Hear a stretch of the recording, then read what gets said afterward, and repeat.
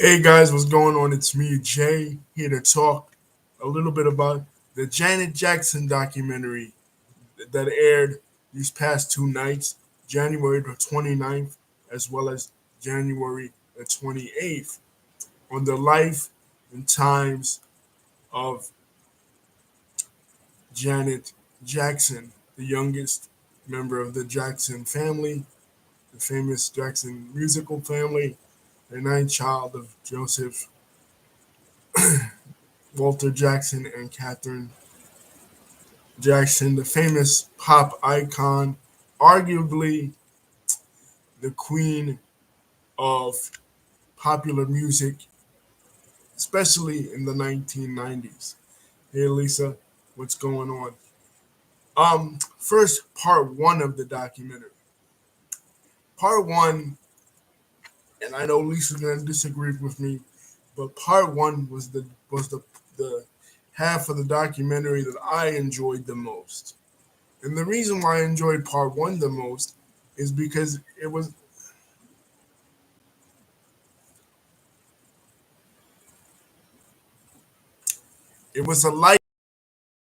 a part of Janet Jackson's history that I did not know.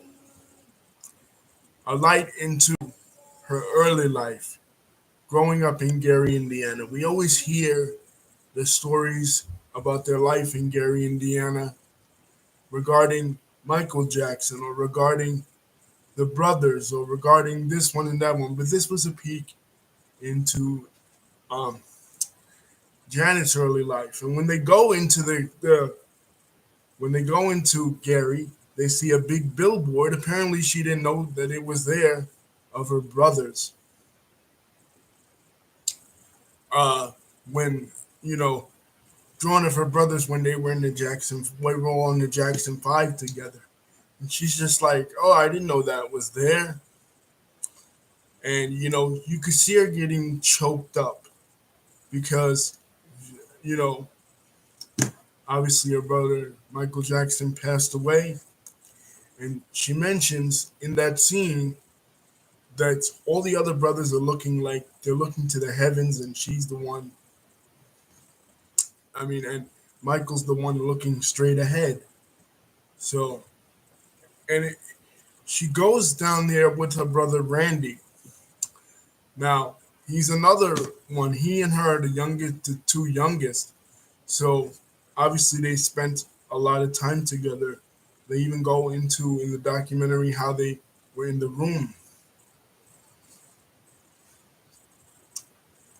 They shared a room together, the two of them, and how Michael Jackson used to wet the bed. And she goes into a little bit of the strictness of her father and how they would be playing outside and they would see the father's car pull up as he was going, as he was coming home from work.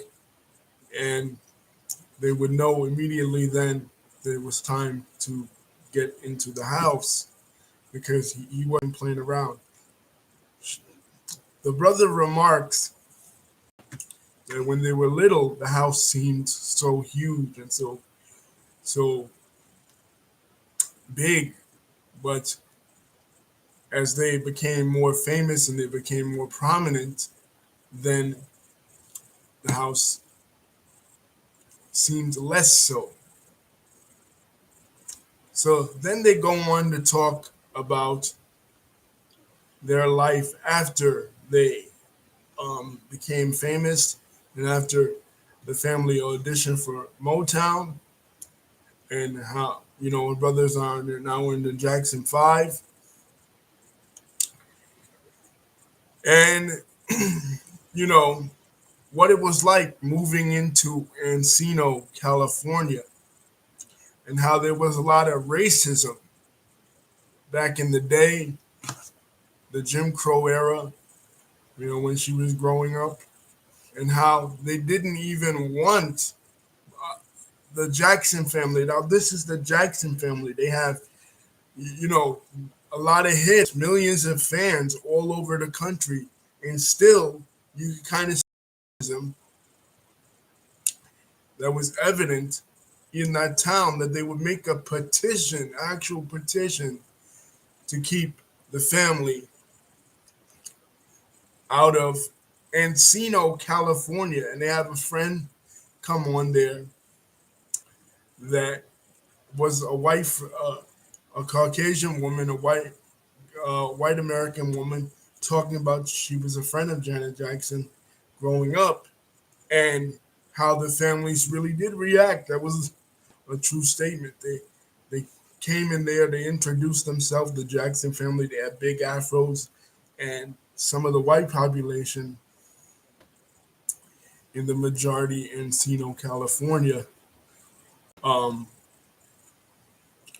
they didn't want them around, even though they were famous. There were no exceptions. You know, they still were subject to the same racism, hate, and discrimination that other kids were subject to. She talked about how kids would come to her and touch her hair, and they called her the N word, and how they would tell them to go back to their country, which makes no sense. But when does ignorance ever make sense? So she also goes into a little bit the famous origin story of how uh, the Jacksons started. Tito Jackson is on there. Yeah, that's true too. Um, 2300 Jackson Street. That is something that uh, we know that famous address because people that are fans of Michael Jackson know that they did a song back in the 1980s. They were all on it, not just the brothers, but even Janet. They did a song back in 1989. 30, uh, uh, 3200 Jackson Street, their street, is a famous street. It was not named after them. It was actually named after Andrew Jackson, the president, the seventh president of the United States. So that is one thing that they go into. But again, she goes into the famous origin story of how the Jackson Five started, how Tito Jackson was discovered uh, playing around with his father's guitar. He broke the guitar, he got a whooping for it, and then from there, um, the mother Catherine told him, "Listen, Joe, they know how to play. They're really good," and he decided to form the group after that.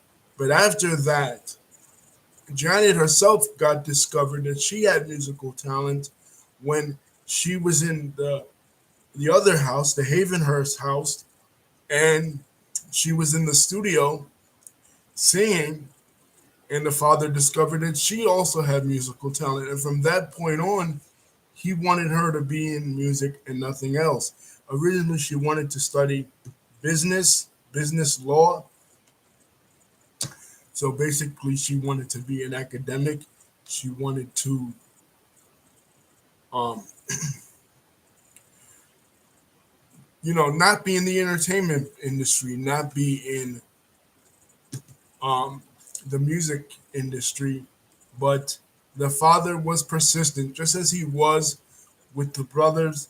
He wasn't going to do anything else. Once he discovered they had musical talent, he was going to push them in that direction.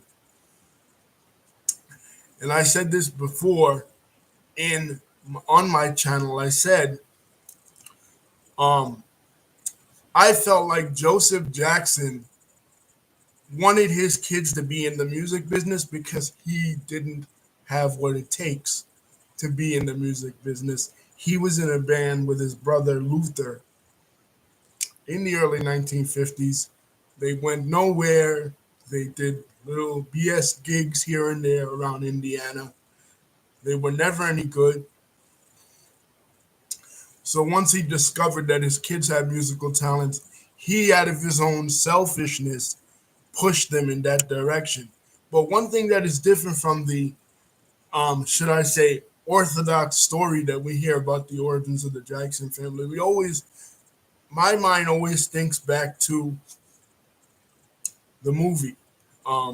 Jackson's American Dream, where the mother doesn't act like she doesn't know they sing, and they show them, in their pajamas performing. But in actuality, this documentary reveals something different. This documentary is saying basically that the mother appealed to his ego, and she said, they're better than you, Joe. So that, of course, piqued his curiosity and made him want to have them in the group. But with Janet, by the time he discovered that she had musical talents, the boys had already moved on. Jermaine and the group he was out of the group because he was married to Hazel Gordy. Yeah, exactly, Lisa, you're right. Because coming from an actual Jackson, he was married to Hazel Gordy, and the boys had already moved on. They were doing their own thing. They didn't want him as their manager no more. So now he needs something else to latch onto, and he decides that he's going to use Janet, particularly for the show that they did in Las Vegas. Now we discussed in other areas of this channel how Las Vegas was kind of like, for singers, it was kind of like a place where they went after their fame was all over. Frank Sinatra did it, Elvis did it, musicians and stuff still do it to this day. But with the Jacksons, when they went there, they was kids still, especially Janet and Randy. They was kids still. So they were the only kids that were on the Las Vegas Strip performing as the Jackson Family Ensemble. And it was in this experience that, and I was just getting to that, Lisa, that Janet Jackson saw another woman naked. So it was basically, it was just, it gave me, when I was watching it, it gave me vibes of the Martin Bashir documentary, the part where Michael Jackson actually talks about when his brothers were having sex with the girl and he was right next to them. Just that these kids, were exposed to sexuality at such a very young age. You know what I mean? It kind of messed with their their mental state and their mentality in a sense, I would think. Just because I don't believe that kids should be exposed to sexuality at such a young age. Seeing a naked woman dancing and you're like 9, 8 years old, and not to mention you yourself are a female, in Janet's case, that has to mess around with you mentally. Kids should not be seeing adults, um, you know, naked. I realized it was part of the job. It was part of, you know, what they were supposed to do as a family. They were an entertainment family, a musical family, but still, you can. I mean, the father had to have common sense in a way, if he wanted to keep them away from Las Vegas. Las Vegas does not seem like, I was getting around to that, Lisa. Lisa's jumping ahead of the gun before I'm even saying it. Um, they got to a point where they were around David Bowie, and David Bowie offered them drugs. Tito Jackson talks about it at a party. David Bowie just, everybody's around talking, and David Bowie offers them drugs. So again, we're seeing um, Janet and the kids exposed to something they probably should have never been exposed to in the first place, at a time when they should have never been exposed to it. We're seeing them being exposed to the darker side of the entertainment industry, in the darker side of the music business when David Bowie offers them drugs, right? And one thing about drugs, and it's jumping around a little bit, but Janet Jackson, towards the end of the documentary, drops a bombshell on the audience when she basically says that she later became attracted to men that had a drug issue. That a lot of the men that she was involved with in relationships with, including her first husband slash boyfriend, James DeBarge, were involved with drugs.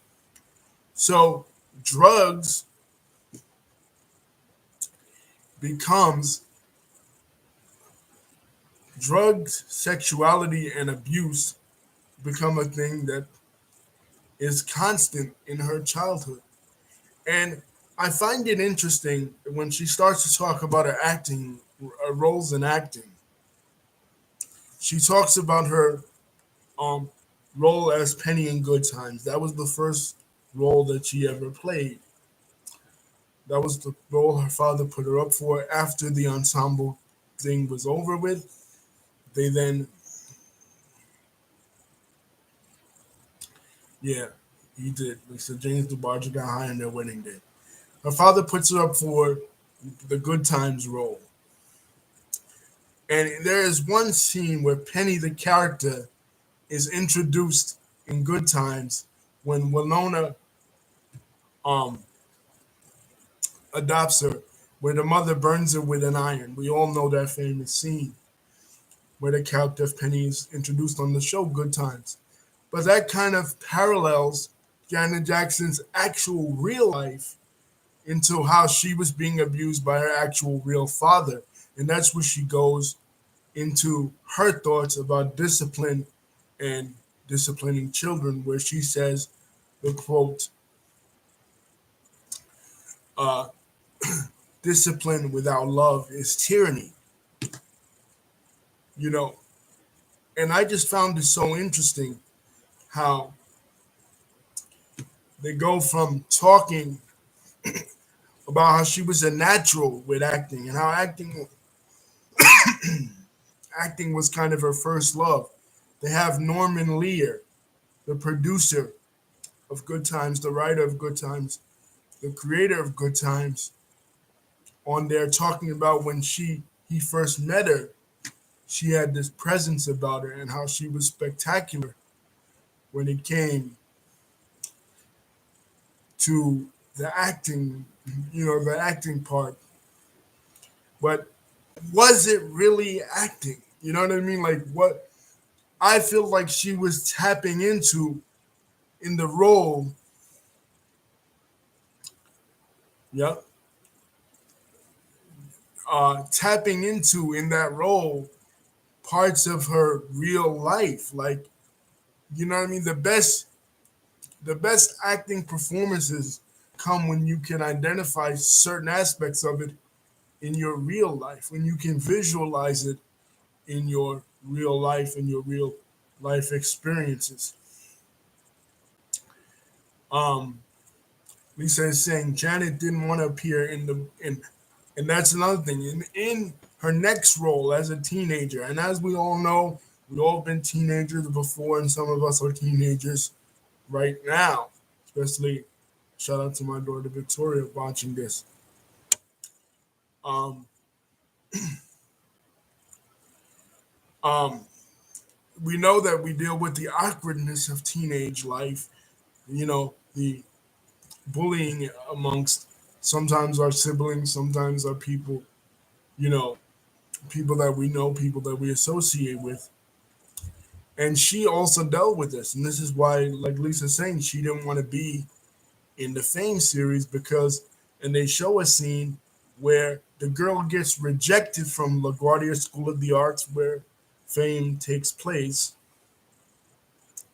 First performing arts school in New York City, by the way.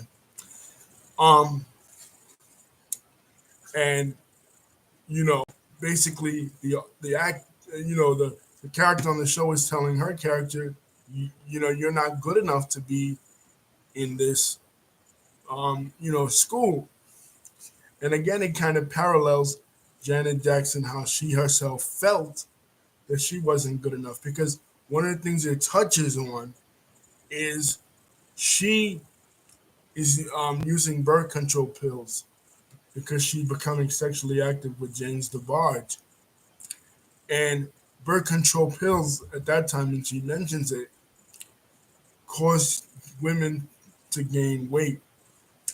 And one of the things that she was bullied about, even by Michael Jackson himself, um, some of the names he would come up with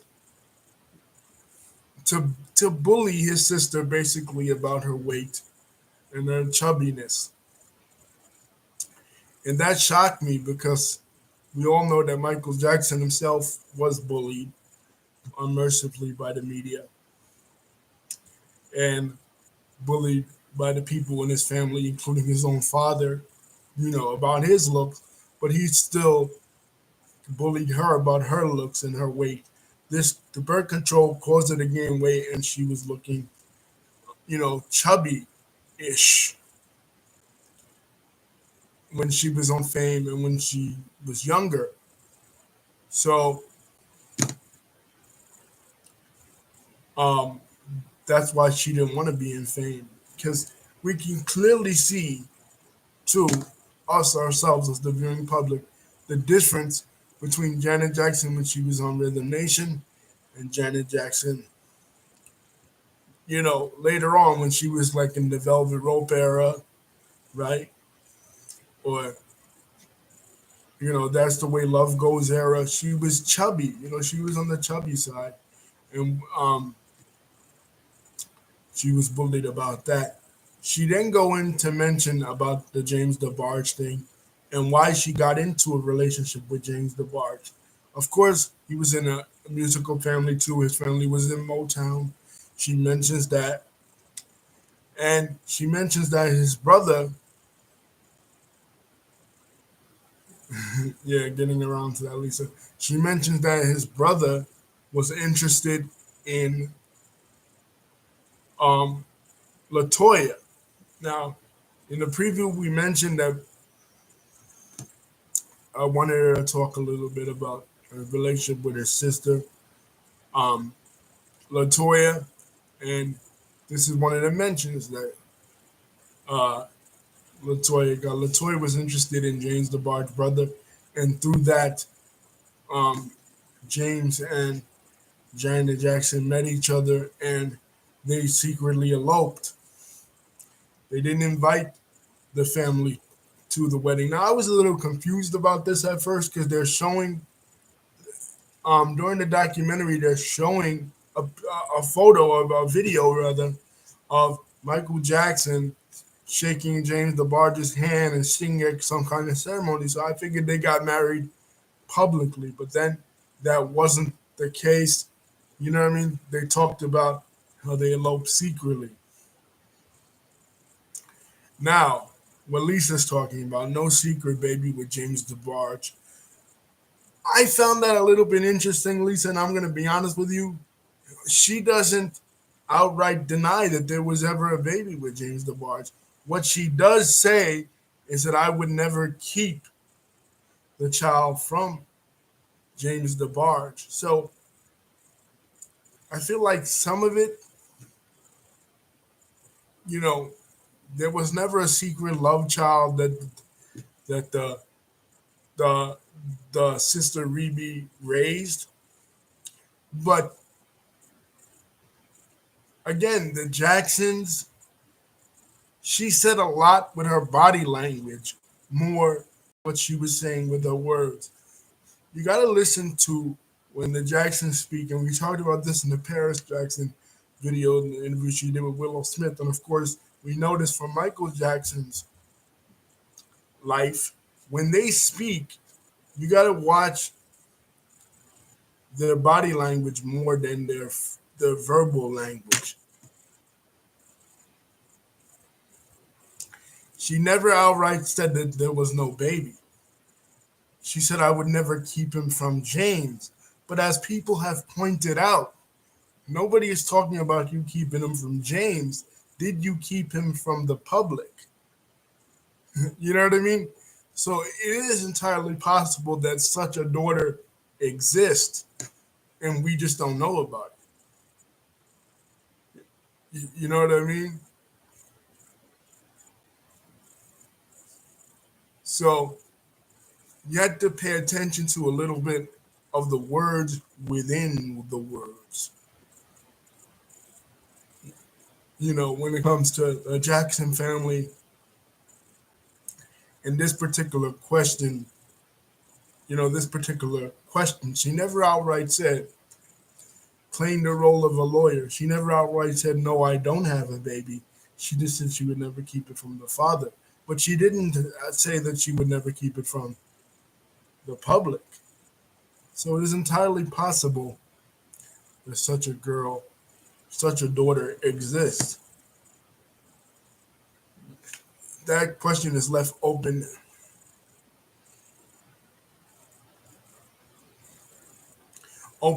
because, again, like Lisa is saying and I'm saying, with Michael Jackson, he he doesn't say he didn't sleep in beds with children, but he says he never touched them. That's the key difference. You know what I mean? To the general public, it sounds like the same thing, but you have to pay attention to the words and the body language and the way they react to certain questions and how they answer things without actually answering them. Because, again, they grew up in the spotlight. They are used to, it's sort of like politicians. A politician could answer a question without actually answering that question. You know, there are plenty of politicians who do it. And that's how the Jackson family is in every single interview, in every single documentary that you see them in. So even though the documentary, probes deeply into certain things with that, I thought that was a little bit suspicious. She never actually says that. And one thing, I'm not saying that Janet is an outright liar, but one thing I found hard to believe, me personally, that Janet Jackson, a child of the most famous musical family in the world, is combing the streets to look for James DeBarge and going around to different neighborhoods at 3 in the morning to uh, look for him on the streets, and nobody knows who the hell she is. And she's Janet Jackson. You know what I mean? Nobody is reporting this to the tabloids. We're just hearing about this right now. You know, I somehow don't believe that. You know, part of it is probably true. He struggled with a drug problem. She wrestled with him, literally fought with him to get him away from the pills, trying to flush them down the toilet in the middle of the night. But the part about flushing them, I'm part about combing the streets and going on the streets in the middle of the night, that doesn't add up to me. I think that's an exaggeration. I don't think Janet Jackson, I don't know about you, Lisa, you could weigh in on your opinion. I don't believe that Janet Jackson, one of the most famous celebrities in the world, even at that time, was going around to different ghettos. Let's be honest, because that's where you get drugs. You don't get drugs from nice neighborhoods. Was going around to different ghetto areas in different cities looking for James the looking for James DeBarge. I just don't buy that. That was the problem I had with that particular part. Um, with him, I could see that it affected her emotionally, because she got to a point where she didn't want to even speak about it because it was so. And I was a little confused too because she was with Renee Elizondo for all those years, but it seemed like when they were talking about James DeBarge, like I always assumed that the marriage with her and James DeBarge was just for her to get out of her crib, because her father was so overprotective and to get from under his wing. But it seemed like um, that marriage right there, um, did affect her because she didn't want to. She didn't want to. She didn't want to. She didn't. She completely changed the subject when it came to that. Also, kind of confirming in our minds too about her relationship with Michael Jackson, something that we already knew, which was how much he changed after Thriller. After Thriller was released in 1983 and he became the biggest star in the world, he changed on his family, you know, including his relationship with her. He didn't, keep in touch with her anymore. He remained distant to her, you know, in particular. And one of the few times they did get together in this school,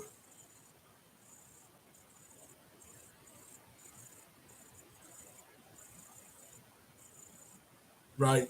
Lisa is absolutely right when it came to that. Lisa said once she started in the music business, it was hard for her to find her voice in the music industry because she was constantly being compared to her famous brother. Yeah, but to me, I don't know. By the time I came around, me personally, I always felt Janet was a little bit different than Michael. Maybe not at that time, maybe not in the 80s, but at least in the 1990s, I felt like she kind of had her voice, her voice established. The music, the music that they did was totally different. Janet was more R&B ish. Like her music, her sound remained grounded in R&B. Michael was the king of pop. He went off into pop, and after a certain point, the R&B community really didn't uh, listen to Michael Jackson anymore. Especially after Thriller, when he started to become more, his sound started to become a little bit different. More mainstream, more rock and roll ish, more popish. So I always felt like she had her own voice. But Lisa's absolutely right. Maybe in the 80s, when he was bigger on the scene, like especially after Thriller, it was kind of hard for her to establish a voice of her own because she was such in her brother's shadow. Like Michael Jackson was so much bigger in the 80s than anybody. So anybody in his family was gonna have that issue. Jermaine had that issue. Latoya and stuff had that issue. So later on, she did establish her voice when she worked with um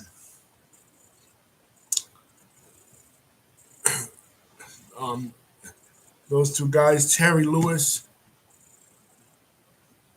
right? Um, yeah, her first album covers, Lisa is absolutely correct. She didn't like. I think that had a lot to do too with her father's control, but also her self image too. Like, you know, again, we touched on being chubby. You know, when she branched out on her own, when she really established her voice, was like in the late '90s. You know what I mean? She became a superstar in her own right, and really found her voice when she started working with Terry Lewis, the music producer. And there's one scene in there, right? Jimmy Jam and Terry Lewis. Lisa.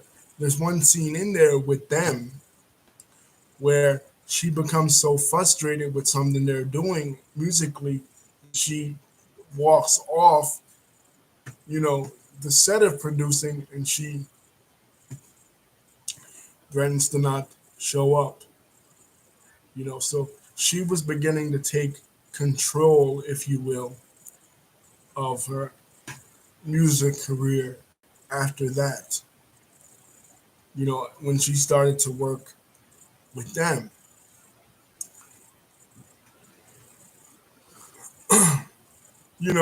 Then we get into the parts, right? Lisa saying even when, but that was the case with Michael Jackson. That's the case with the mother. That was even the case with all of them. Jermaine, when they speak, they are not. I can't imagine them being, you know, angry and upset, like raising their voice. They're very soft spoken family. Freaking bright ice. My pack is shit. It's freaking parking lot. Shoveling, shoveling, shoveling together. She's sitting in the car. So That's me, right? With the snow? yeah. Getting into the second part. Huh? You talking to me? No. Oh, you can my nails. I don't like when he put that freaking thing there. Mm. The second part. Um, Second part basically, is talking about, when she became really famous and a lot of the controversies surrounding her, but yet they still hammer on to this thing about her brother. And one thing Elisa pointed out to me was that they say that the whole family was behind Michael Jackson and the allegations. Of course, we know that isn't true, because Latoya wasn't behind him, and after the allegations, she completely threw him under the bus because of Jack Warden and whatever. But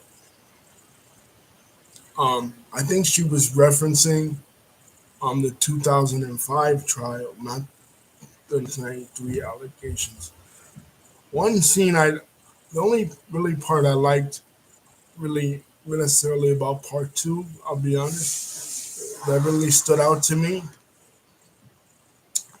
was when they were writing the Scream thing. Because as she said, and as we covered here in this video, she didn't really do a lot of songs with her brother, but she did the Scream song on the History album in '95. So when they're in there writing the song together and she's in his room and you can see a lot of the stuff that he had, a lot of the, Neverland theme stuff and all that in his room, that was really peek into his private area. Because he was such a private person, you didn't really see um his private, domains, if you will. Him being him, Michael, in his life. They go into her life as a mom, and her baby, and really the abusive relationship that she had with the kid's father. They go into that.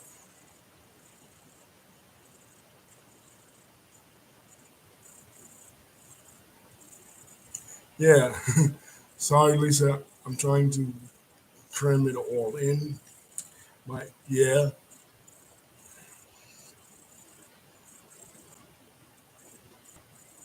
right.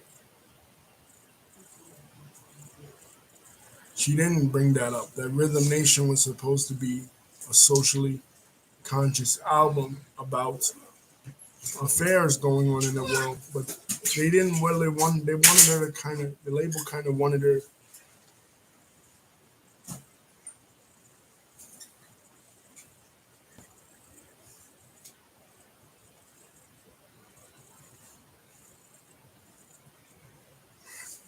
I'm not sure, you know, what part. I don't really remember that part again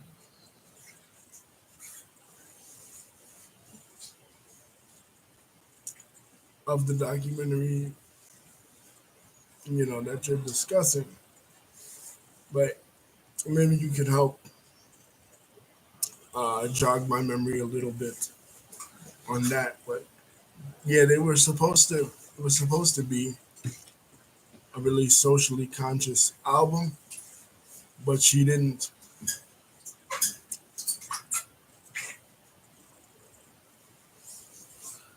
get into that. Um, any feel free, Lisa, anything you want to add. Um, jump in on your thoughts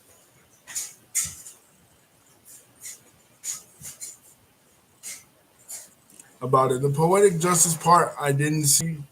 I was not paying attention at that part. You know, that particular part. I'm just talking mainly about the parts that stood out to me personally. But you're free, Lisa, to add on anything you want.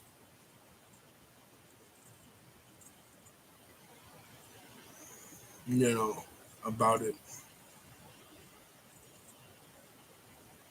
And what are some of the parts that stood out to you personally? Those are the parts that stood out.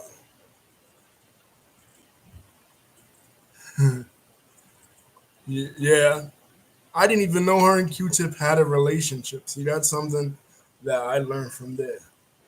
You know, I knew they did a song together. They did a song together in 1998, but I didn't know they even was a thing. You know, that is a lie. You know, that's one of the things I wanted to call um her out on. Thank you for reminding me, Lisa, about poetic justice, because according to Tupac,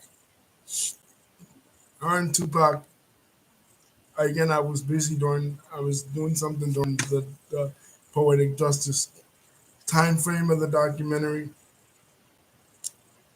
Um, so I wasn't really watching, but according to Tupac himself, that is not true. They didn't have chemistry on the set. She was really aloof on the set. She really didn't pay him any attention, and she considered him, according to him, now this is his account, his opinion of what happened on the set of that movie. Um, she did make him take an AIDS test, and he said what he said. So her account differed from what his account was about the movie. So what she said was did not add up to what he said about it. So again, you had to compare and contrast. Not to say that Janet. He said that she remained apart from him, that she wouldn't speak to him, that she even told Maya Angelou that she would never even work with a rapper, and Maya Angelou then clued her into who he was and what he was about, and that she looked down on him because he was a rapper. And she kind of gave him the cold shoulder on the movie set. So, according to what Tupac himself said, according to his account, Janet Jackson was kind of an asshole to her. She was kind of, she kind of thought she was better than him, above him. She really didn't feel like she was on his level. And the fact that Maya Angelou had to say this uh, to her proved that she was kind of out of the loop. I would say with music outside of the world that she was performing in, and the way she treated him was horrible. Now she recalls it differently. Of course, the thing is when you are, I feel like when you're appearing to be an asshole, um, to someone, you don't really see yourself as that asshole to that person. You kind of see yourself in the right. I would always ask the victim of a certain circumstance their opinion than necessarily asking, her for her opinion. Of course, she's gonna make herself look good in her own documentary. But Tupac has stated for years that he was treated horribly on the set, and he was treated like he was beneath her. So the fact that them having chemistry, yeah, they had chemistry on camera, but her, her treating him courteously,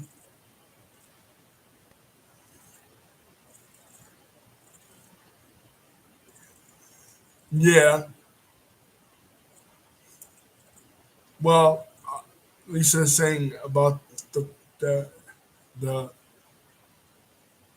the covering with the hands. I could see how they wouldn't like that, Lisa, because they are a Jehovah Witness family, they a conservative family. They didn't want her venturing into the sexual realm. They didn't even want that for Michael Jackson. You know, th- their image to remain clean cut. But hey, Latoya was doing Playboy at the time. So again, not attacking the Jackson family or Janet or any of them, but just stating what I feel is facts. They want to appear above it all, and they aren't. You know what I mean? Those of us who know the Jackson family, you know, her saying that she wouldn't even kiss Tupac, again, going back to the Tupac thing, because now Lisa has clued me in about what was said during the poetic justice thing. And when she said that he had to get an AIDS test, why I got to get an AIDS test? We're not actually having real sex. You know what I mean? Because you think because I'm a rapper, I got AIDS now? He said I'll take the AIDS test if I get to actually fuck Janet Jackson in real life, which of course was never going to happen. So he's like, fuck that, I'm not getting no AIDS test. So I feel like the Jackson family sometimes try to peer above it all, try to peel as peer as if they're like royalty and shit, but they got a lot of dirty secrets and a lot of stuff hidden in the closet as well. Like allegedly with Jermaine. They don't mention this, but allegedly saving all my love for you was about him and Whitney Houston having the affair. So yeah, right there. Yes, the Coca Cola thing was something I was going to bring up. You said thank you for reminding me. I was getting around to it. Because of the allegations, Janet Jackson lost that Coca Cola sponsorship being linked to her brother. He also lost many sponsorship. He was sponsored one time by McDonald's, and because of the allegations, he lost that. But that was just, I feel like that was unfair because, okay, even if he did do that, what does that have to do with Janet? You know what I mean? What, I mean, if my brother does something, does I have to suffer for that? No. That was Coca Cola doing that was totally fucked up. Like why? I could see doing it for Michael Jackson. The sponsorships he lost. Losing the sponsorship deal with McDonald's. I could see that, or the Pepsi sponsorship deal that he was associated with for. Yeah, guilty by association, Lisa. Yeah, but that is so stupid. You know what I mean? Why? And they still do this to this day when somebody will have an issue coming up and somebody in their family will suffer the consequences for it.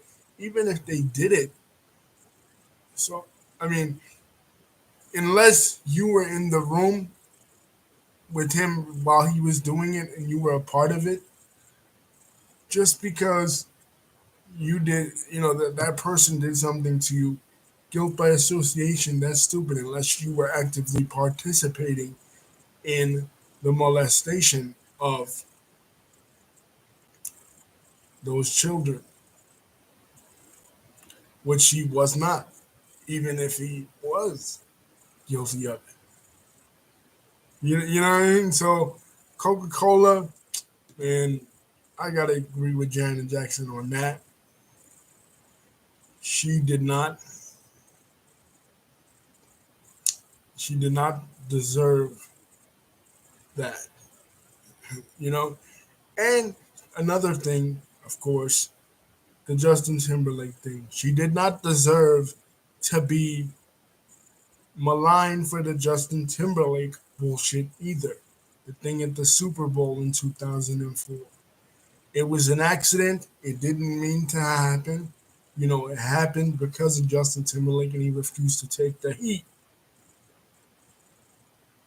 You know what I mean? So another thing she suffered a lot from after that incident.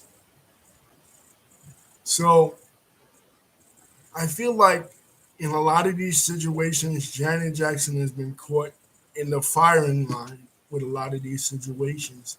Lisa, she has been unfairly right. Lisa is bringing it up. People attacked her family over the Super Bowl situation. Because, again, people positioned her family like this ultimate perfect family.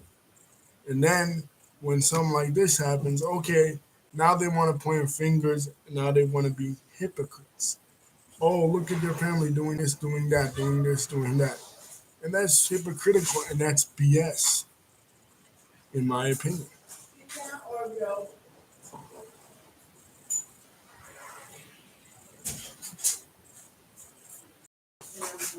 I showed almost all the driveway.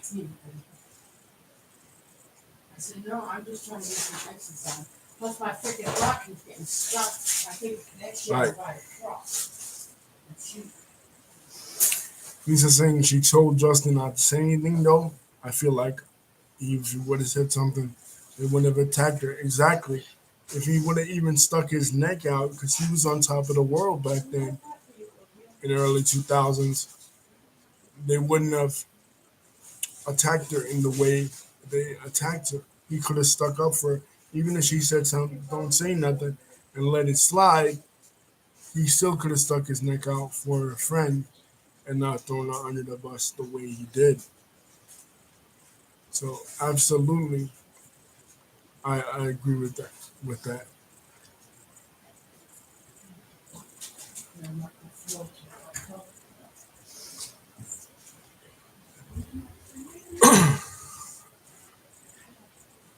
and that was pretty much, it. I'm not hitting on it. Right, she didn't really want to touch on that. Lisa, I wish she would have. Um, I really enjoyed this documentary. The parts that I've seen of it, I didn't see it all in full. Uh, like Lisa saying, the part in Why Did I Get Married to the Tyler Perry movie, where the character has the death of a child, and again she taps into her skills, her acting skills.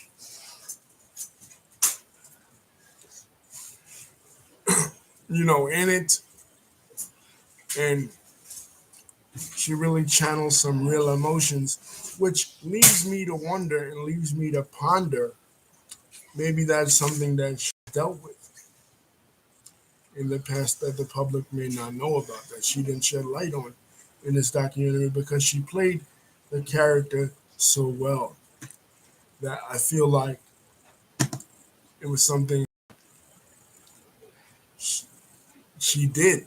You know what I mean? That she experienced. Yeah. Not necessarily maybe the loss of a child in that way that the character lost a child in a car accident, but maybe experiencing the loss or the loss of the secret love child that again she never denied. Just something to think about, something to ponder that the documentary doesn't go into.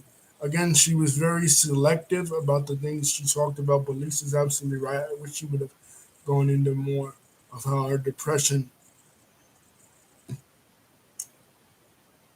her depression hit her after her brother died, after her brother's death. But I do find it interesting that all of a sudden her and her brother were really close.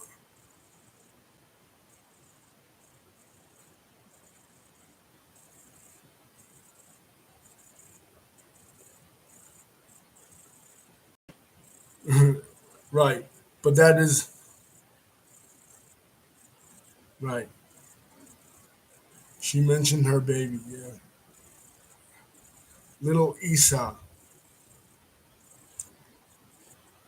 And having a baby at 50, yeah, that was, of course, that is a huge aspect of her life.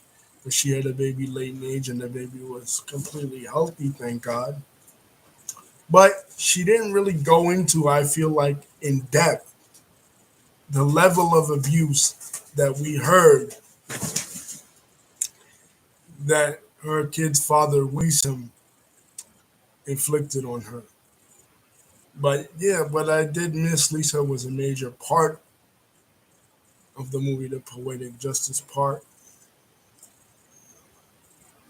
You know, I'm gonna go back and rewatch it, but overall, I do recommend watching this documentary to get a glimpse, at least a little glimpse,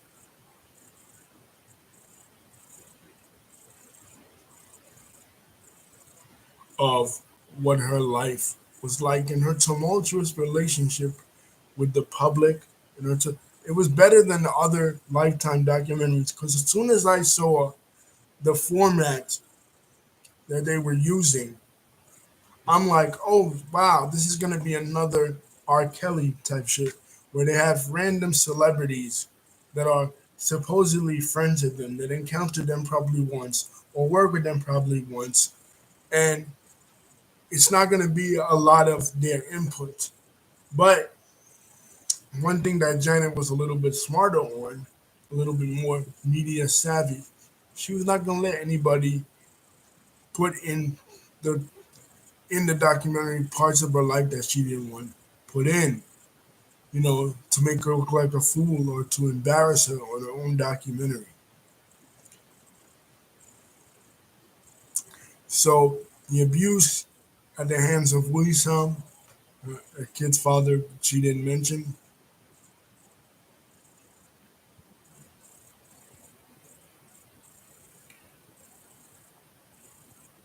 Right. A lot of Lisa's absolutely right. A lot of her hardcore fans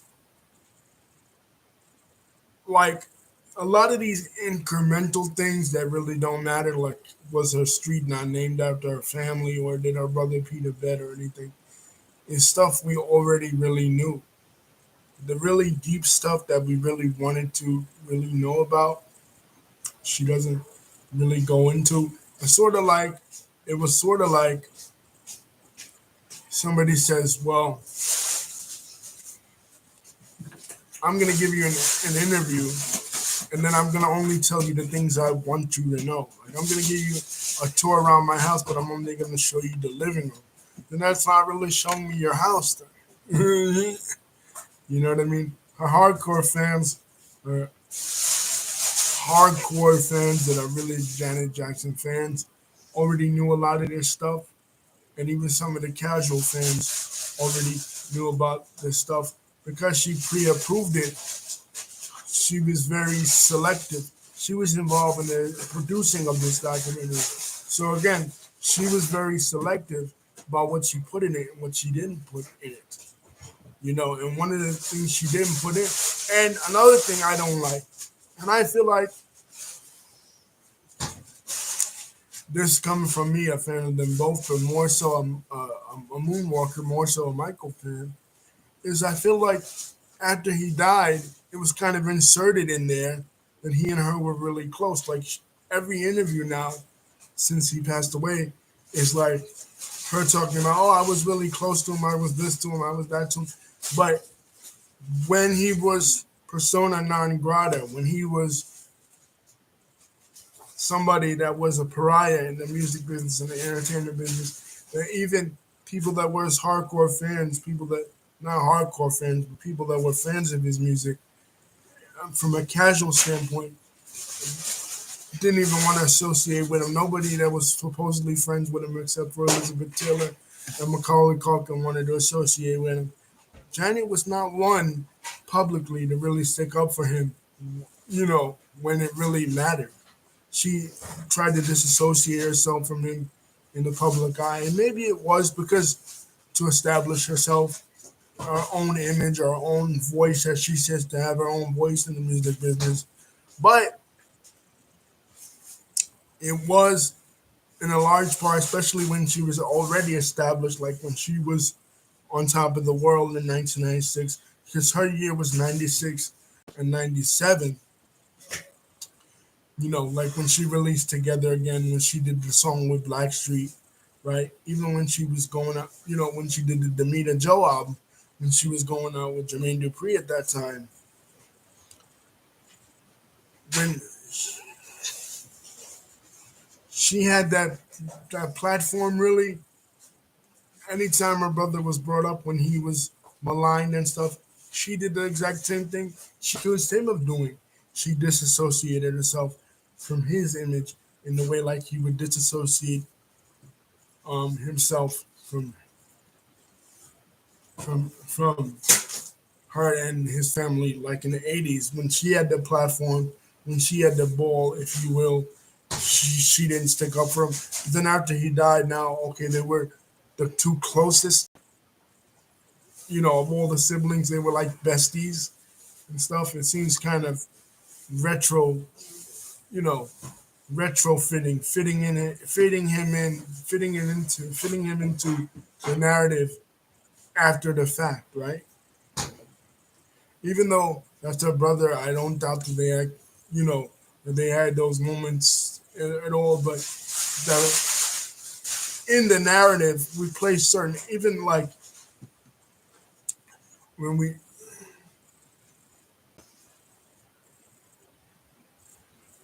we tell certain stories about our lives, when we tell even stories about history, depending on the time period and the point we're trying to get across, we place emphasis on certain aspects of that we don't place emphasis on in other aspects. If you go back and look, that's just why YouTube and stuff like this, platforms like this are very valuable, because you got to go back and look at the interviews that she did at the time. Don't go on what people say, after the fact, years and years after.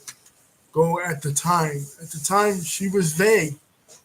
When the family was brought up, when the controversies were brought up, not just about Michael, but even about the father. Um, she was vague about it. She didn't want to talk about it.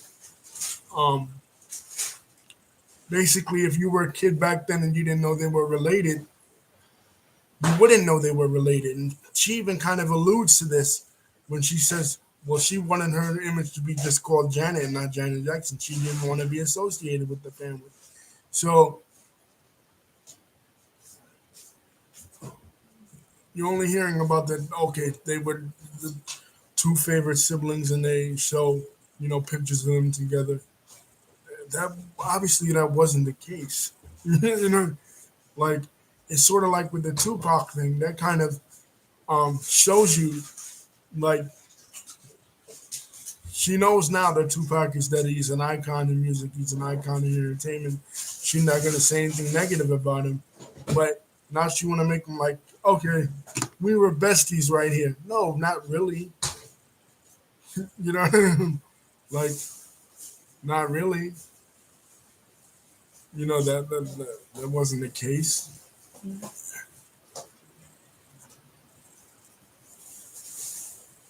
Yeah, she was inducted to the Rock and Roll Hall of Fame in 2019, and obviously so.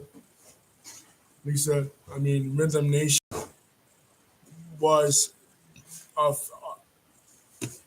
her songs were a lot of her songs were feminist anthems, and she never really got political in a sense in the way that you know maybe they would have wanted her talk about women's issues necessarily, but just by her being out there and her being the presence that she was as a woman of color, and as they say, the queen of Black Girl Magic. Before Black Girl Magic was a thing, she was Black Girl Magic. You know, in those days, in the '90s, because again, I associate her with the '90s, and I associate her brother with the '80s. They were icons in different. Yeah. Uh, is saying Rhythm Nation was political. They were icons in different eras, and it always seemed like um they were, like when they did the Scream song together, it wasn't like, okay, a brother and a sister doing a song together or whatever. It was like two icons doing a song together. It would be like Drake and Eminem doing a song together. Like they're co-equals in their influence in music. The only thing, one is dominant in one era and the other is dominant in the era before. You know, it didn't seem like they were even family. As a matter of fact, if you said they were family and people didn't know that to be true, they probably would think you were making it up because they were two distinct personalities at that time.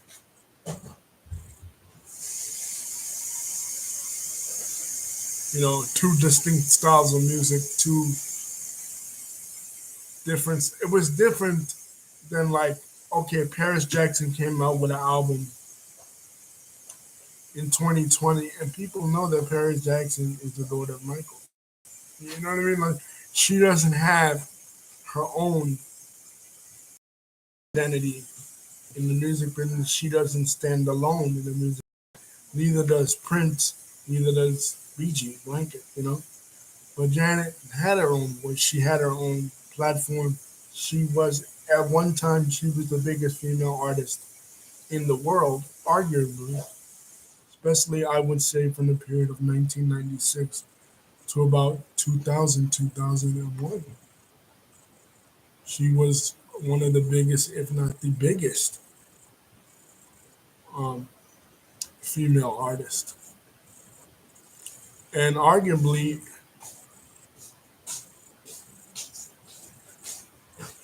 yeah, they didn't mention that at all. And they didn't mention there was an incident in 2003. It was in 2003. It was in the 2000 and like around like not 2003, like 2013, around the 2010s era, not 2000, 2003, where supposedly she slapped Paris in an argument between the two. Paris, of course, Paris, this is how I know it was in 2003 that I didn't mess up. Paris, after her dad died and they took the mask off her, we know that Paris, she said in the Willow interview, she was wilding out. You know what I mean? She was doing all kinds of things. She was going with different relationships, Michael Snooty, and all these other different relationships. Having, you know, I guess wilding out is the wrong word, choice of words to use, but she was going through something. She was highly disrespectful, towards her aunt, towards her grandmother, towards a lot of people in her family because she was first being exposed to regular life. You know what I mean? Her dad was secluded. Her dad kept them in masks. They never went anywhere without security. They had a really strange upbringing, even more strange than Janet and them, you know. And Paris was really just wilding out in the 2010s.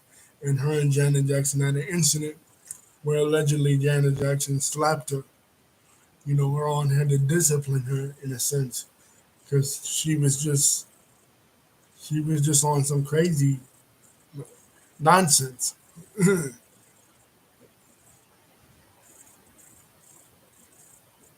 You know what I mean? Because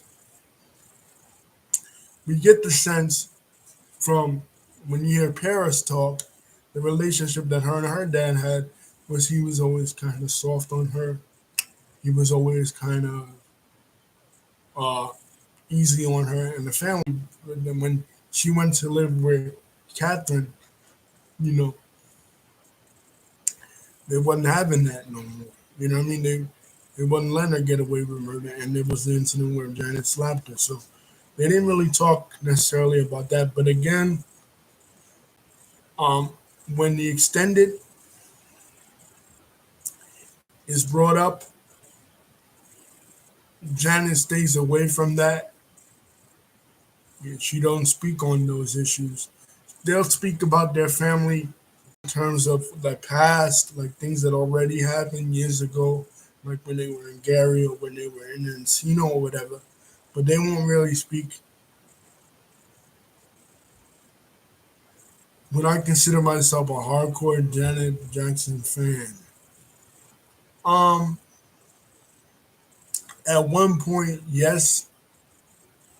At least I would say this is what I'm saying around 1996, 97.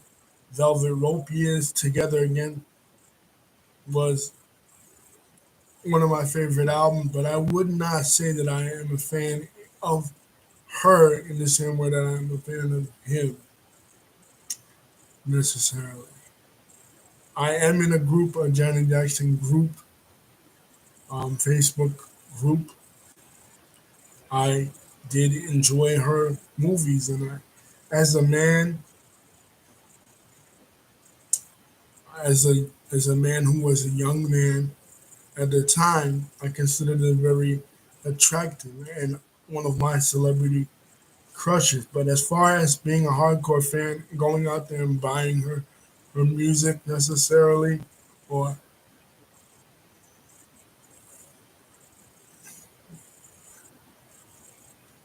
anything like that, no, not really. So I would say more on the softer end. But again, I did like a lot of her songs, and I was a hardcore fan or a semi-hardcore fan at one point, especially 1996, 1997.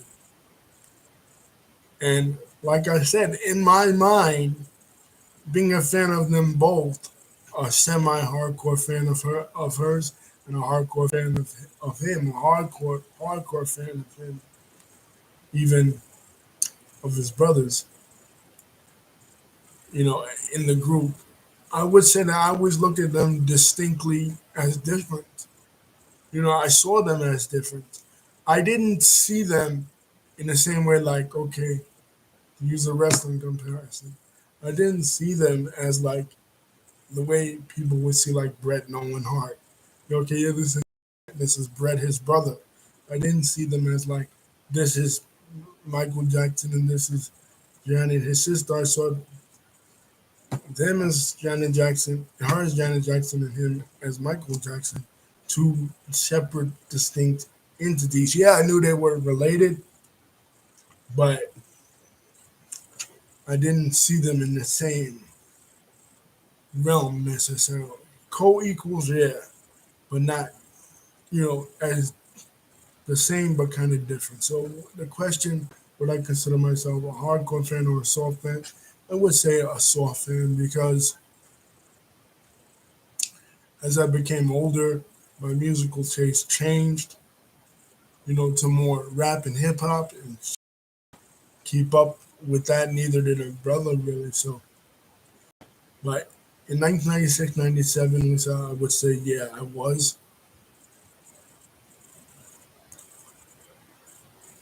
a hardcore fan of her, especially.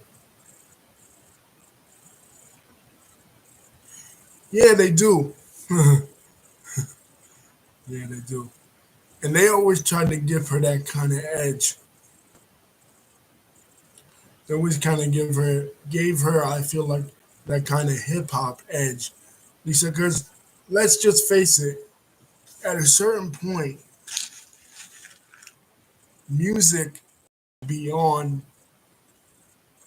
what the Jackson family was accustomed to.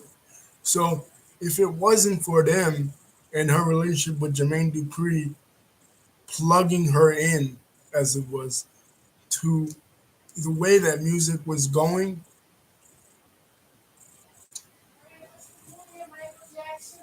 oh, Jackson the American Dream. Jackson. It wasn't her. Yeah, I'm talking about the original movie, but it wasn't.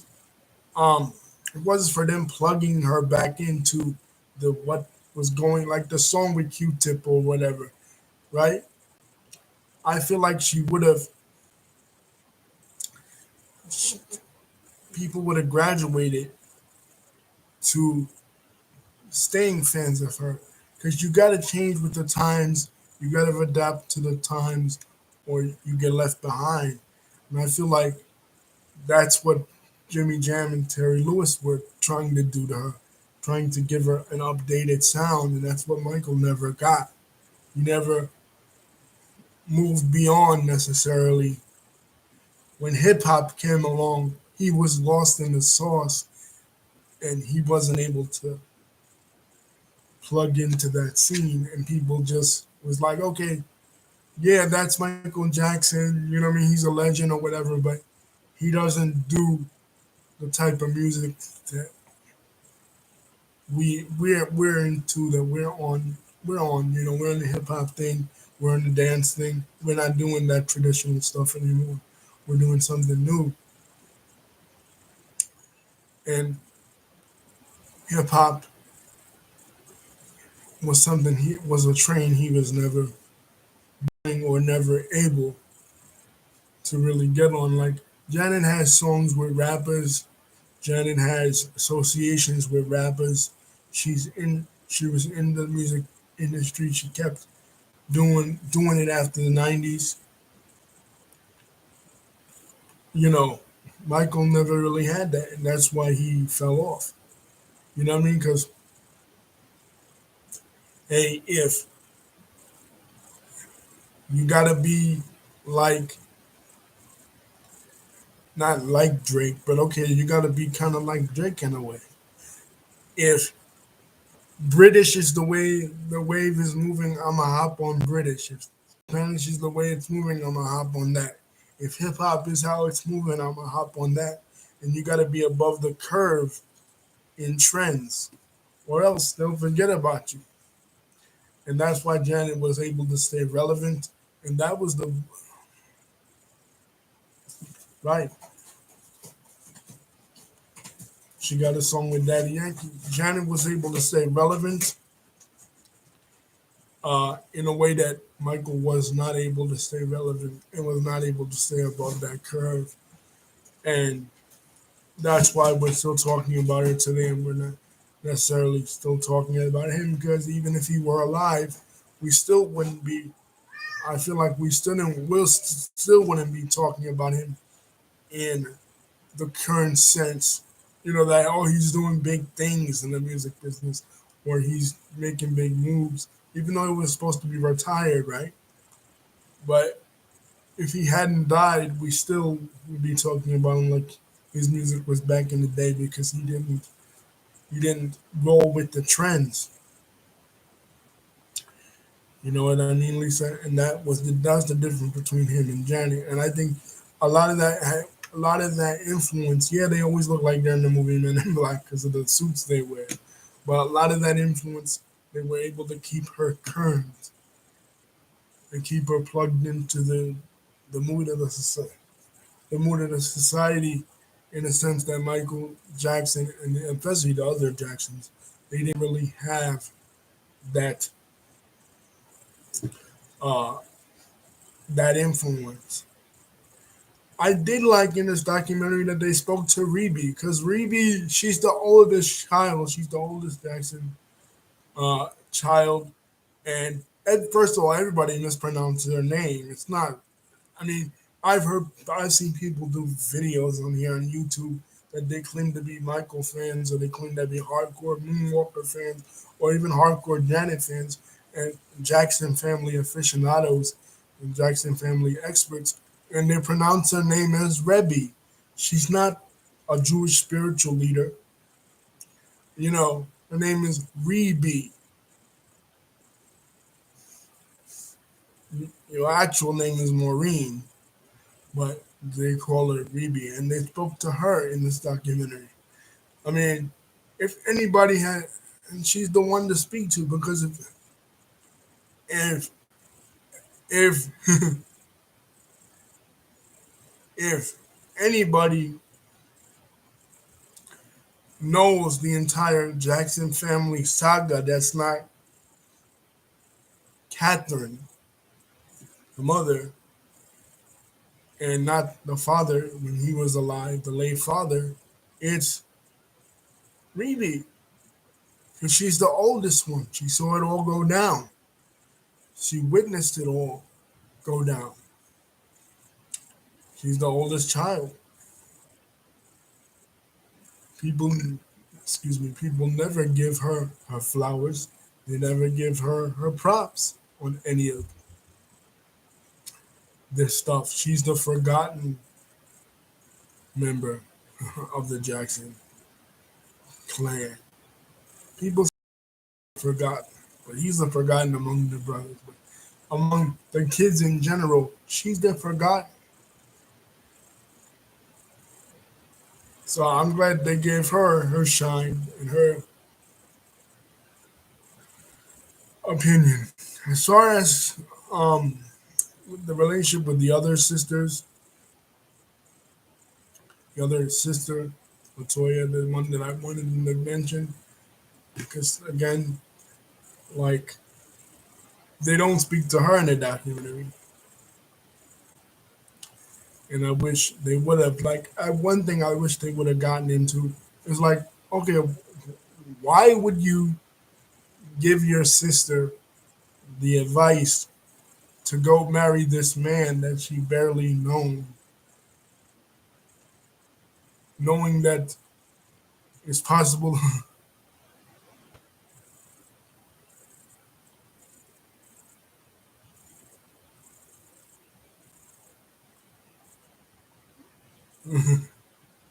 you know, knowing it's possible that he could be something toxic. Like, she had to know James the Barge. Lisa, remember that part where she says she asked uh Latoya, or Toya, she calls her in the documentary, should I get married to him? And she said, yeah, if that's something you want to do. But she actively encouraged it. She already knew that he and his brothers had toxic behavior because she knew first. She basically Janet basically met the DeBarge brothers through Latoya. If they were normal people, that's how we would frame it. Like, you know how you meet somebody through somebody else. You would have given your sister, especially if you were close to her, the 411 on what's the deal with this guy. You know what I mean? At least, even if it wasn't true, even she's going to go ahead and date the guy, after what you say, at least, give her the 411 on what you've heard.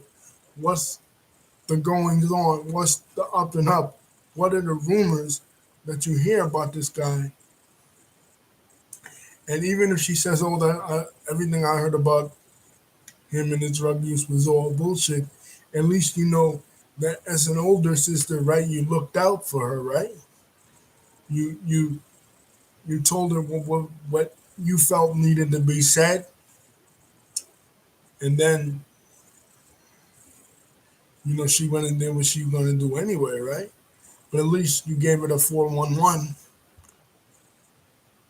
Why would you push your baby sister into a relationship with a man that you had to know was toxic because you was talking to his brother before,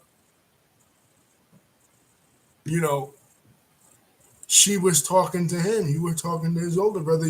You had to at least hear something, at least a little something. Either you're not paying attention or you just don't care. You know,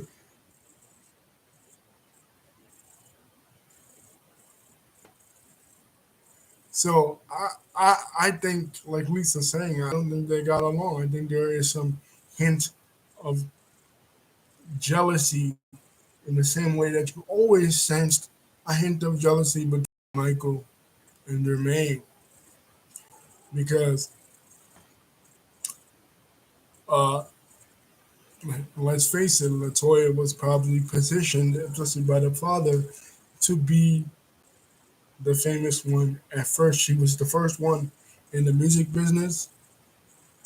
She had a couple of songs out at first, but just like she said in the song that she came out with, they loved me until they saw my baby sister. So there's some hint of truth to that, not just with the DeBarge guys, but even with the public at large.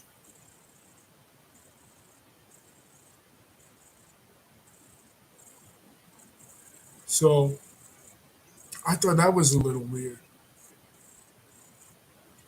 What would I rate the documentary? As far as lifetime documentaries go, especially this style, because again, they're dragging out people, and they did a lot better with this documentary than with the other documentaries. But like a lot, I'm glad they didn't do this. They mostly consulted Janet and Randy on this. But with the R. Kelly documentary, they dragged out a bunch of people that, you know, they didn't have nothing really to do with this person. They probably met the person one or two times, right? And it was more of a hit piece. This documentary wasn't that. This documentary was fair to her. I think it was where I would give it a 6 or 7 at least. Where I would take points away, honestly, because I feel it was too fair to her. I feel like it was too made her too comfortable. Like again, you said it, just telling us shit that we already really knew about her, shit that was just like, okay, it's like if they had their own network, this was a network produced show by them. You know what I mean? Like this isn't really a peek. It's just like Latoya's reality show, basically. It isn't really a peek into, something, a hidden world about you, secrets about you that we don't really know. It's basically all the shit we already know, and even some of the shit we don't already know with your own spin on it. As it's not as the way that the trailer painted it, guys. That's why I would take points away. The trailer paints it as if like we're gonna get a look at Janet Jackson. We're gonna learn shit about Janet Jackson that we didn't already, like hidden secrets about Janet Jackson. We didn't learn any really thing about that. All she addressed was the baby issue, and again, she was vague on the baby issue. She kind of admitted that the baby issue was kind of true, but denied that she hid him from or hid her from the father. And with the family, again, Michael, there, she doesn't. She pretends like her and Michael were really close and everything, you know.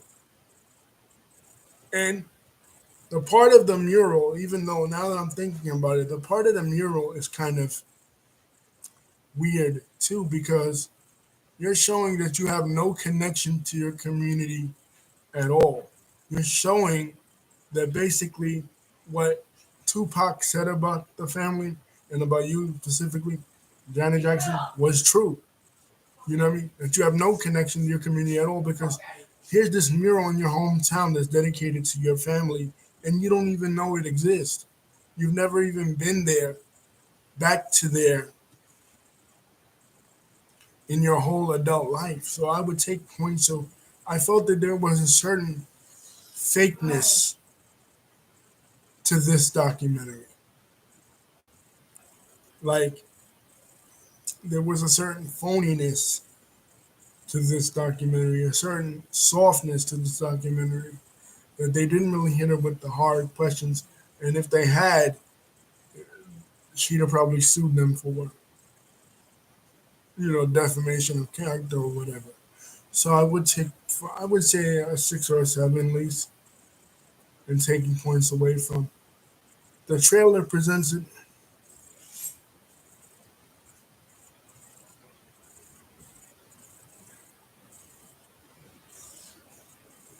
The trailer presents it as we're going to learn something startling about Janet Jackson that we didn't already know. But we don't.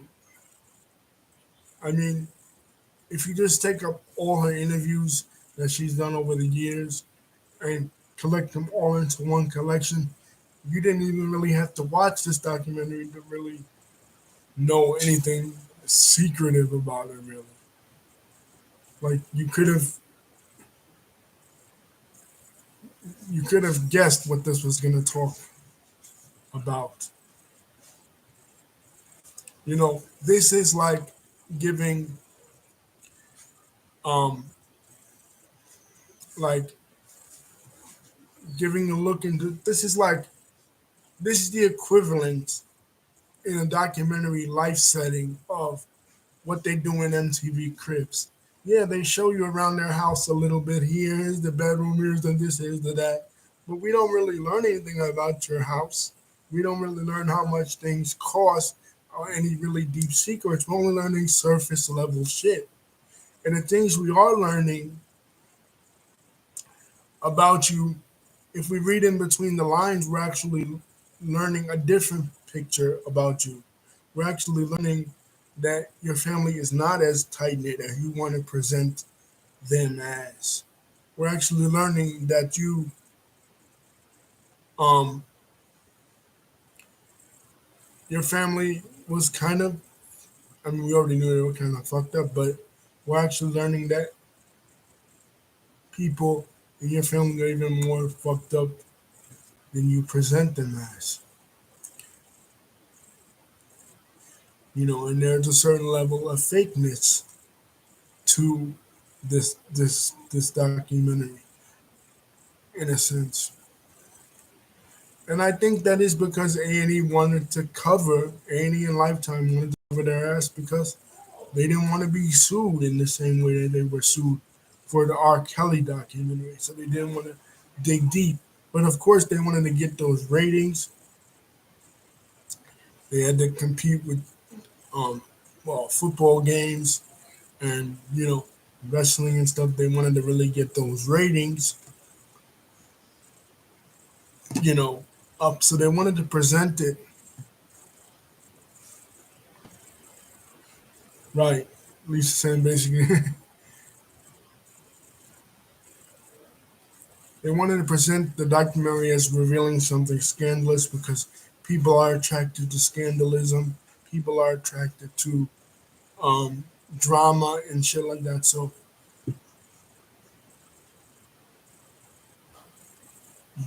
but this was not like the R. Kelly documentary at all, which was good in a way if you're a Janet Jackson fan.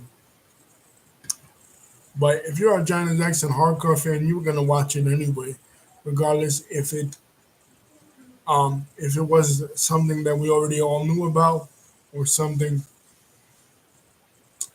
that we didn't already all know about. It was just like It's just like a lot of wrestling fans watch Dark Side of the Ring. And Dark Side of the Ring, and even the other Vice documentary, Dark Side of the 90s, that talks about 90s stuff, people already know this stuff, but a lot of people don't that are not really hardcore and they learn something new. But what did we learn from this? We learned a lot as far as like little details that really are not important, that questions that nobody really asked. But we didn't learn about the hardcore details necessarily about our life, especially that one question that we all tuned in for.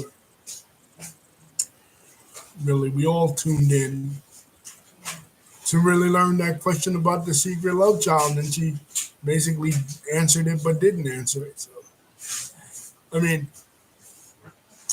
that was me personally. That's what I tuned in. That's what I. That's what I was wanting to know. All that other shit, I already really knew as a Johnny fan. I wanted to know about the love child thing. I wanted to know about what her relationship with her brother was really like, what the abuse was really like with Wissam. How did his religion factor in to uh, his abuse of her? Not necessarily, okay, getting at the Muslim religion or anything, but what was he like as a husband? And did his culture background affect the way he was? What was the relationship really like with Jermaine Dupri, which we don't really learn anything really about it that we didn't already know? Not did your brother Peter bad or the fact that you didn't have your own room. We didn't really need to know that. Those are questions nobody asked. That was something nobody asked, nobody cared about. Right, Jermaine Dupri cheated. You know,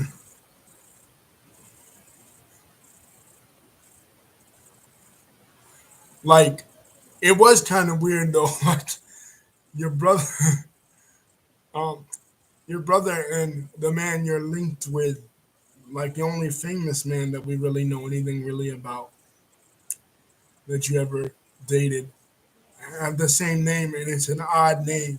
It's not a coincidence. It's not a regular normal name. Like Jermaine, her brother and Jermaine,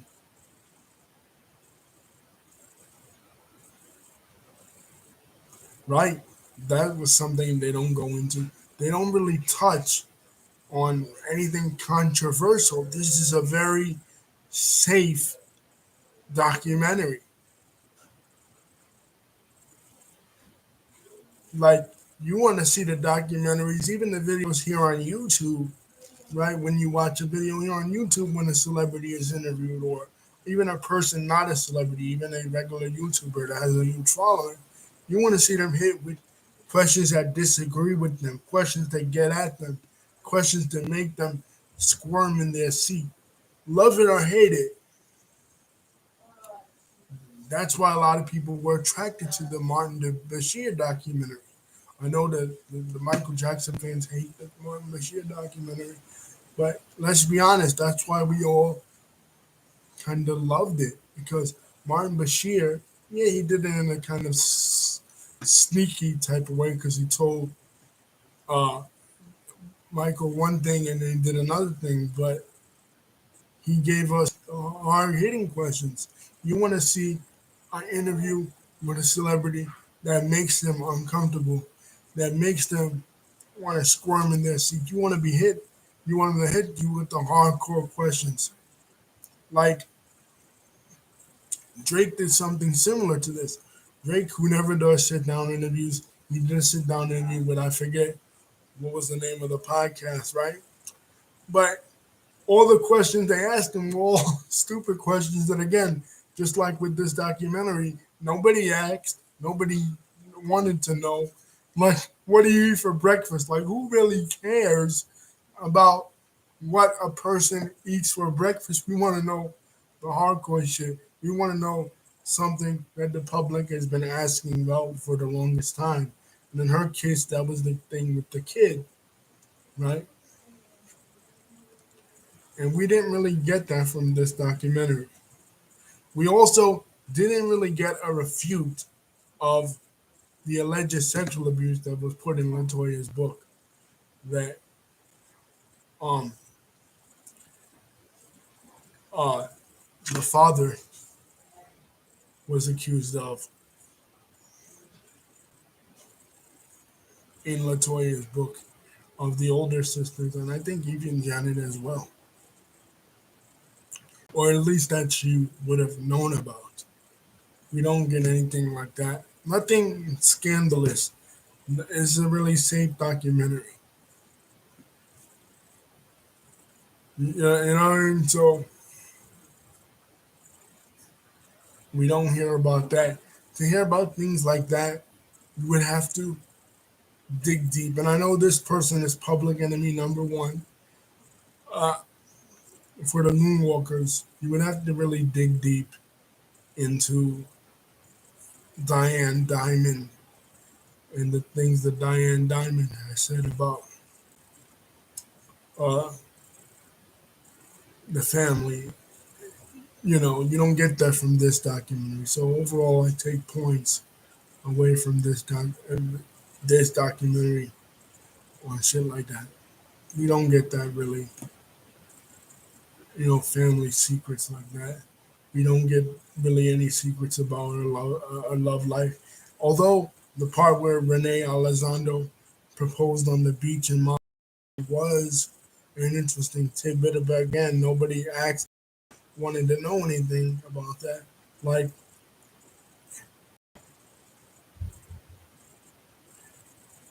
Diane Diamond, Lise, was one of the women that she worked in the tabloid show Hard Copy that was on in the 90s, and she's written extensively on uh, the Jackson family, and she has followed the case of the original allegations against Michael Jackson in 1993, and she purports to know, a lot about the case.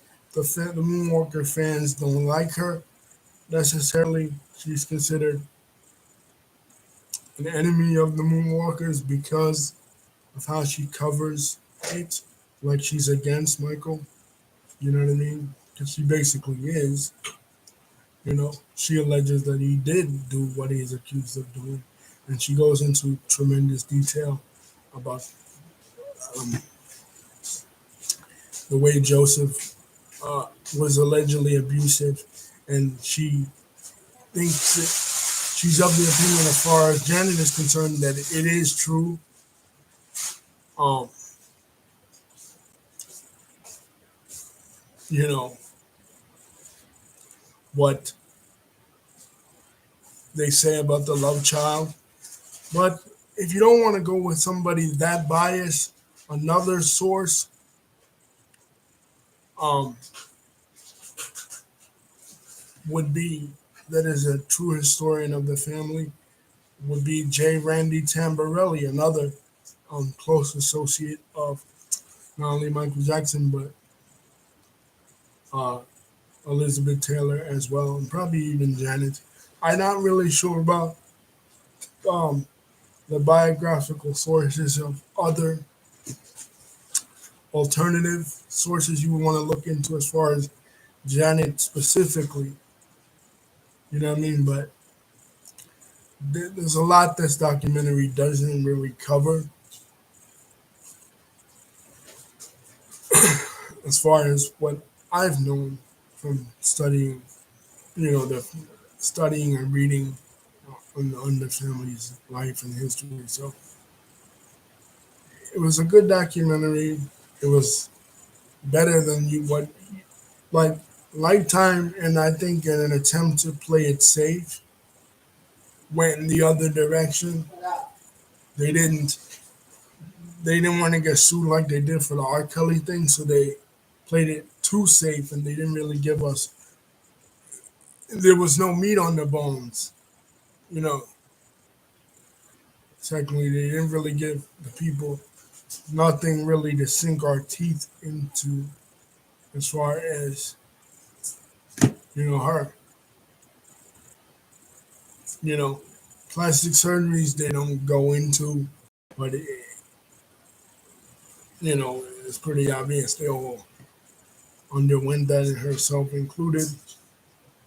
They don't really go under anorexia really like that, or bulimia that was an issue with her. No, they don't go into any of that. But and again, some of it doesn't really add up. Again, her chasing around James DeBarge in the streets, like because it wasn't an interview style documentary and somebody asking questions and responding to questions. I feel like some of the things the viewers said, some of the questions,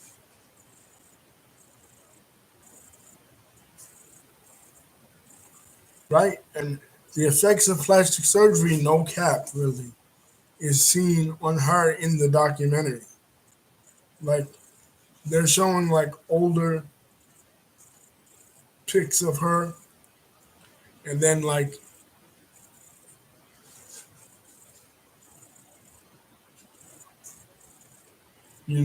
they're showing her now, and it's like, come on, it's obvious that you've had work done, you've had stuff done. You know what I mean? So she didn't go into that. So Lifetime and A&E, in an attempt to play it safe, they went too safe, and they went the other direction, and we really didn't get nothing.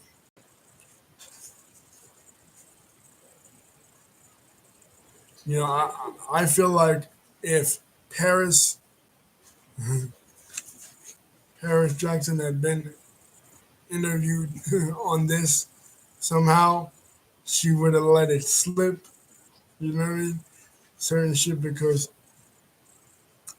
she just is the type. Again, I talk about in the Paris video that she bared her soul when it came to her family. Like she wasn't held back. She wasn't reserved like the rest of the Jacksons. She would have told us, what it really is, like what the deal really is. And I did find it hypocritical that she said she would never be the type to keep a father from his kids. Yet Michael himself kept the mother of his children from his own, their own biological mother, Debbie Rowe. Like,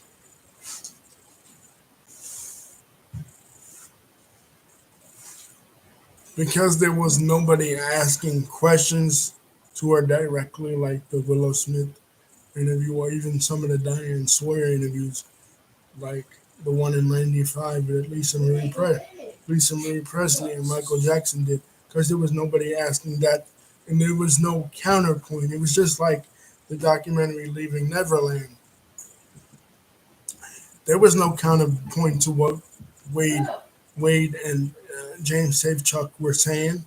So they were just allowed because it was a one-sided documentary, and this was kind of a one-sided documentary in the other direction. It was all what you know.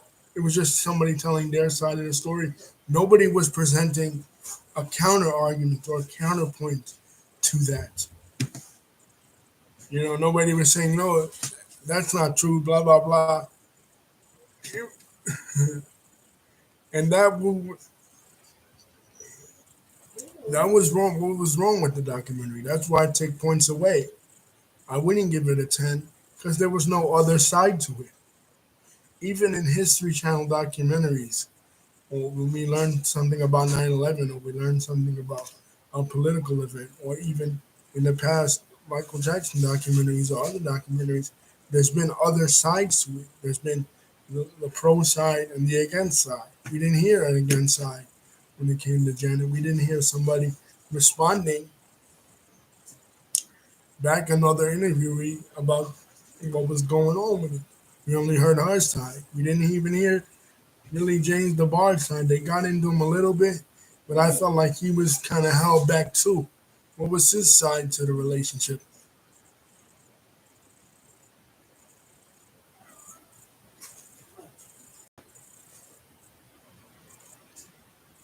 Yeah, that's possible. Lisa said maybe that's why she said she wouldn't help her son, keep her son away from the dad because of how MJ kept. Yeah, that could be possible. She said kept them away from the mom, even though the mom gave him full cut. Yeah, it was an agreed upon situation with both the moms, Blanket's mom and the mom of uh, Paris and Prince, but still, like he did it. You know what I mean? So I mean, yeah, they're obviously different people. They have different opinions, but she could have, weighed in on that situation. Jermaine Dupri is a funny one because it's like, come on, Jermaine Dupri, and I said this to Lisa too. He wasn't even her type necessarily, but she gave him a chance. I guess based on his personality, or maybe she did it for a career move again. Like I said, to be plugged into hip hop, to be plugged into some modern shit.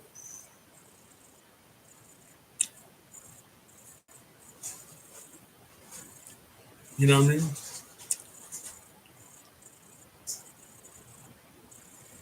Maybe that was the reason, but and then he went and cheated on her anyway. So it's like you stepped out of your comfort zone to give this guy a chance, but he ended up doing you dirty anyway. I wish he would have said it like that. I wish she would have been raw like that. But she wasn't. She was held back. She was reserved. Again, Paris is the one out of the whole family that I wish would have been on this documentary because she could have.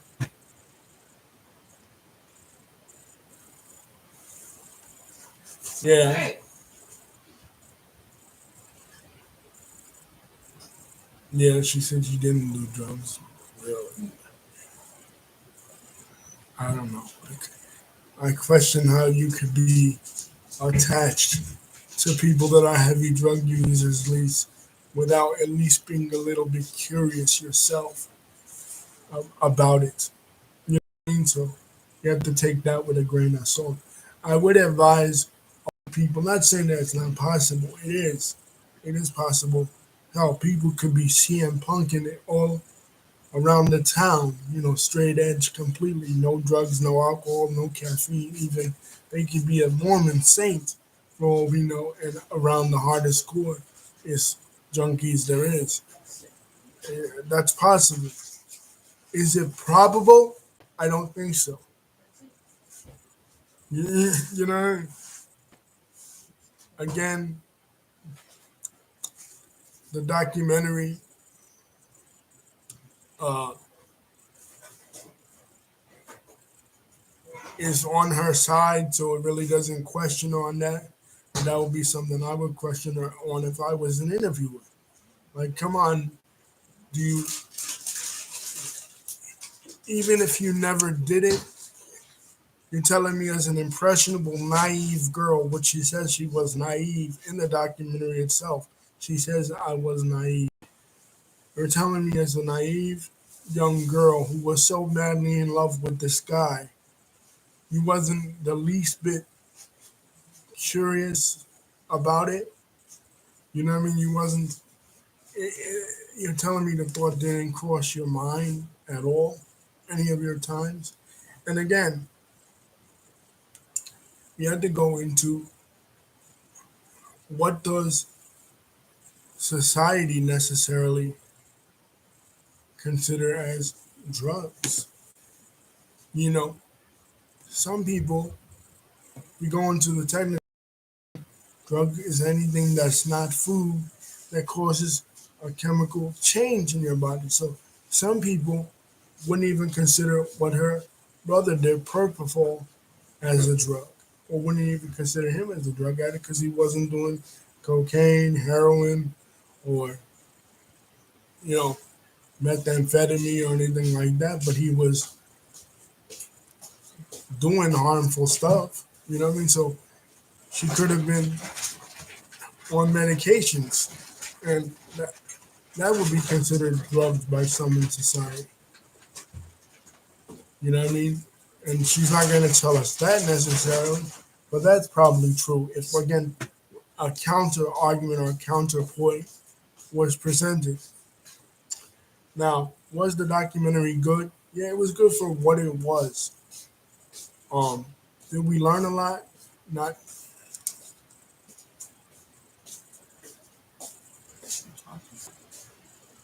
not necessarily.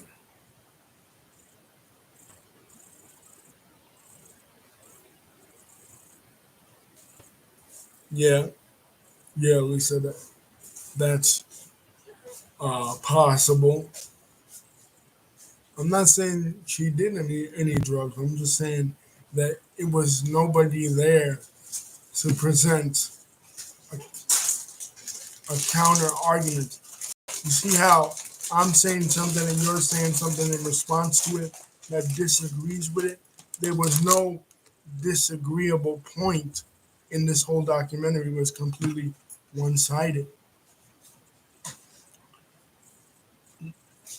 I wish this was more of an interview form. I mean, somebody was interviewing her, somebody was asking her questions, obviously, because that's how the documentary started out. But it was no counter argument to it. Nobody put the pressure on it, really. Like, come on, are you serious about this? Why would your sister do that? Why, in this interview, did you try to disassociate yourself from your brother? And again, the facts don't add up, Lise. Like she's saying the whole family was behind her. But again, as you yourself brought up to me, and we brought up in this video, well, what case are you talking about? Are you talking about 2005 or are you talking about 1990 when the Coca Cola ads were pulled from you? That was in the early 90s. When the family was all behind him, that was in 2005 after Latoya broke up with Jack Gordon. So you can't sit there and present that the family was all behind him when we all know this one thing to be true. Like, don't insult my intelligence. Don't piss on me and tell me it's raining. We all know this one thing about the family that Latoya was ostracized and black sheep from the family because she was allegedly telling it a different side. So don't present like the whole family was gun ho behind them when you know that wasn't true. Jermaine's book does the same exact thing. Jermaine's book about his brother makes it like him and Michael never had no beef with each other. They were uh completely on each other's side all the time. They were the closest of brothers. I don't doubt that they were close brothers. That's probably true. But there's a whole nother side to it now. Just like with the Ray Robson shit. The Ray Robson shit, there was a whole nother side to the pro Michael side that they don't cover in the documentary. In that video, I'm on Michael's side. I'm on the Jackson family side. That was completely one sided too. You got to put the pieces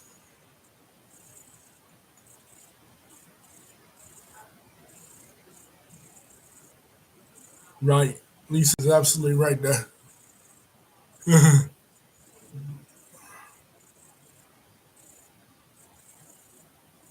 If she would have been interviewed, she could have told the interviewer that she's only, yeah, she would have did that Drake shit. And I love Drake, and I love Janet Jackson, I love Michael Jackson, but I don't really love Beyonce necessarily. Right? We all know I made that our rant about Beyonce, but that is something that always pissed me off about these hardcore celebrities. You know, these high profile celebrities that are really up there. They only answer certain questions pre-approved. Come on, we really want to know the scoops. We really want to know what the deal is. And you're only presenting your narrative, your slant necessarily on it. And it's really only the hardcore celebrities that really do this. The modern day celebrities, the people that became famous basically after the invention of social media, right? Like after 2010, 2011, 2012, they put themselves out there. They make herself known, especially Cardi B. You know, she's one that comes to mind when I think of that. Even Kanye West, he gets himself in trouble a lot, but he puts himself out there, you know? So my job here is a video maker and expressing my opinion. I'm Jay Reactions. I react. I give you my true reactions, my true thoughts, my true insight.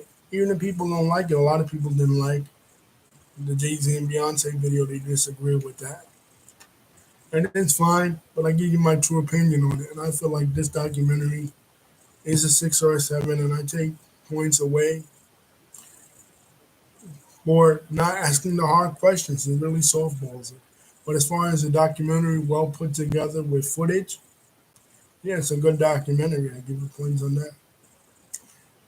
But that's basically what it is, guys. Don't forget to like and subscribe. Still haven't really figured out how to do that watermark.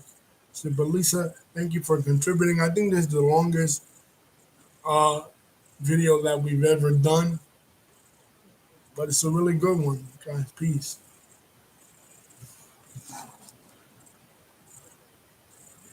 Lisa, thank you for contributing.